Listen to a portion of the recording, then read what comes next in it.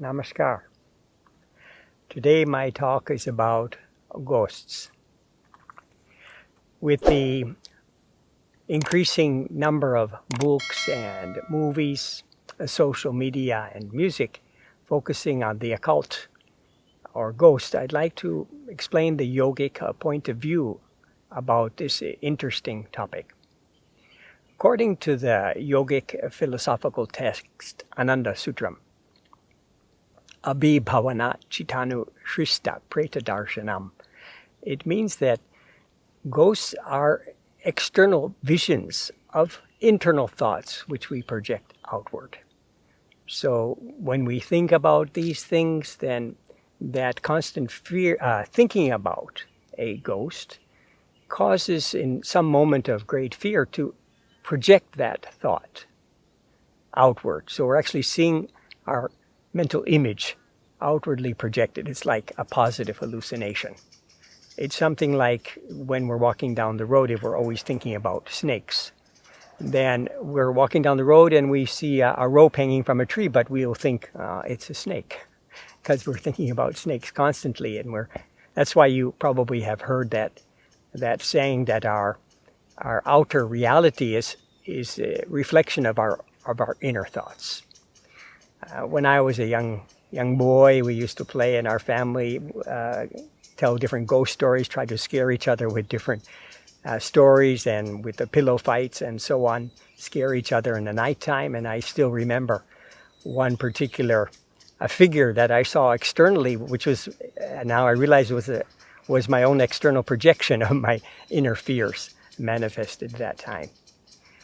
There are some things which are known as bodiless minds, or minds which are detached from the body. I can explain that. When we die, the mind, it leaves the body, and it remains in a subtler plane, waiting until a proper, suitable medium, another physical medium, in parallel with its unsatisfied desires from its previous life. The best link-up is arranged by that cosmic creative principle. That mind which is detached from a body is invisible. It's inaudible. But it can be temporarily given a form by, in India they're called avidya tantrics, or like a sorcerer or magician, a witch. He may be sitting in one place with eyes closed, concentrating, and he's projecting his thought, his mental thought to that bodiless mind, and that being has a temporary existence. So this is an example, another example that just as we see a positive hallucination of our external projection, now we're seeing the external projection of that magician or that avidya tantric, and we see that form, that being. Self-possession is a similar concept. When somebody's thinking about an evil spirit, they begin to, when they're constantly thinking about it, instead of projecting it outward, they're thinking about that they're possessed by it, and they begin to exhibit symptoms of, devil possession or possession by Satan. And so in the same way that a Vidya Tantric, if we shake him or her, then we release their concentration. That person who's experiencing symptoms of self-possession needs a kind of psychic shaking. So, for example, if we, the elaborate rituals which may be done are just to prepare or help that person psychologically to release that strong inner hold that they have about this self-possession, devil possession. So, I remember when I was going for my training to be a volunteer for my organization back in 1975. We had a house which we had bought very cheaply in Philadelphia. And that house was a place they used to embalm the dead bodies in preparation for sending them to the funeral parlor. So it had a particular, stigma attached to it. But when we did a lot of Bhavanam Kevalam Kirtan and meditation and different discussions, it was nobody felt any discomfort or uncomfortable feeling in that house. So, if you go to a place and it's so-called haunted. You might think that, that already that preconception of haunted produces a fear in your mind, and you project that fear outward, and you may be giving a form to that, that bodiless mind that may be in that location, in that area. So if you're going to a house or a place where there's a lot of, mysterious feelings, you're feeling something uncomfortable there, so-called, haunted house. These places, they should be well ventilated, made completely clean, dusted, free from all, webs and dirt and so on. And walls should be painted a bright color, and a lot of ventilation coming and going into the room. In this way, with the Bhavanam Kevalam Kirtan and spiritual discussions, there will be, it's an easy way to rid these mysterious or uncomfortable feelings or vibrations that may be present there. You might call this the yogi's Ghostbusters technology.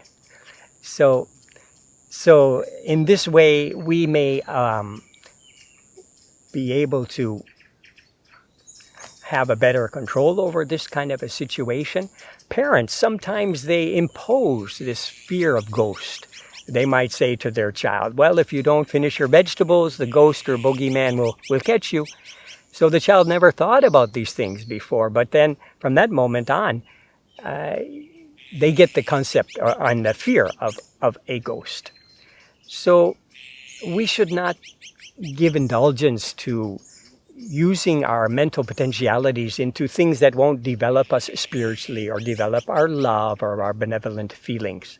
My master called this a psychic extravaganza, where we bring our minds into areas that are not benefiting us either individually or society as a whole.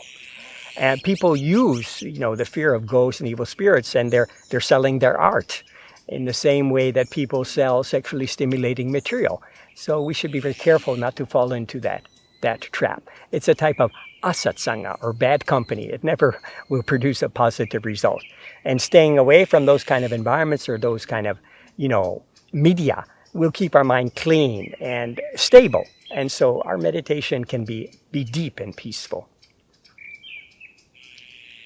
There are some people that like to use their mental powers or their psychic gifts to heal others, psychic healing, for example. But for two reasons, this is not an advisable practice.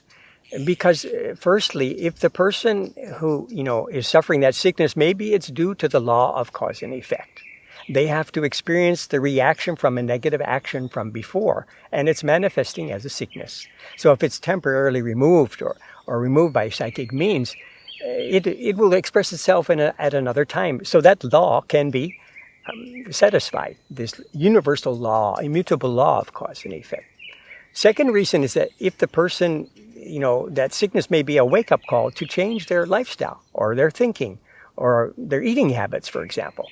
But if they're, again, relieved of that sickness, it's a temporary thing. If they don't change the reason behind the sickness, it will definitely manifest again. And the third reason is related more to the healer, that within the mind of that healer, a subtle ego may grow, that they have this supernatural gift. So all spiritual masters, if you, actually there's a word, spiritism. Occult is related to spirit. There's two words here, spirituality, and spiritism. And they both contain the word spiritual in them. So let me explain the difference between these two. The yogis prefer the word dharma for spirituality because it's a more accurate definition of spirituality. The intrinsic nature of any object is its dharma. The burning capacity of fire is the dharma of fire. It burns. So the dharma, according to yogic philosophical text of the human, is to run after, experience that limitless entity. That is the spiritual path, and that leads to the state of yoga, or oneness, with that universal happiness. So it has nothing to do with fear complex, rituals, superstition. Spiritism, on the other hand, is attempting to connect to ancestors or to know the unknown or the future using some prop like a crystal ball or a Ouija board or some similar prop or tool. It's sometimes referred to as occult practices. So all spiritual masters have discouraged their followers from, if the certain psychic gifts manifest in the course of the long practice of meditation, it is not the goal. The goal is the source of everything, powers and everything, that universal infinite being. And so it's like the child. My master gave the example of the child who cries for its mother all the time. And the child, when gets the toy from the mother, it stops crying. But the wise child will continue to cry because he doesn't want the toy of the mother. He wants the mother herself.